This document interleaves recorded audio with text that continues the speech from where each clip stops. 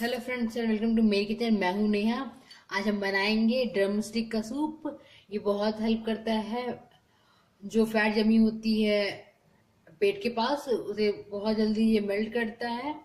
तो आइए इसे हमारा स्टार्ट करते हैं।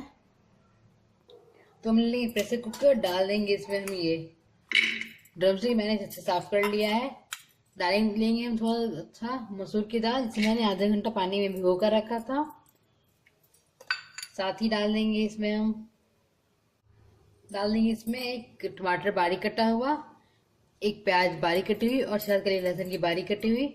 साथ में डालेंगे इसमें हम पानी। तो हम डालेंगे यहाँ पे करीब 2 कप पानी। साथ ही डाल देंगे इसमें हम थोड़ा सा हल्दी पाउडर कलर के लिए, नमक स्वाद अनुसार। डाल देंगे हम यहाँ पे थोड़ा सा ब्लैक पेपर पाउडर,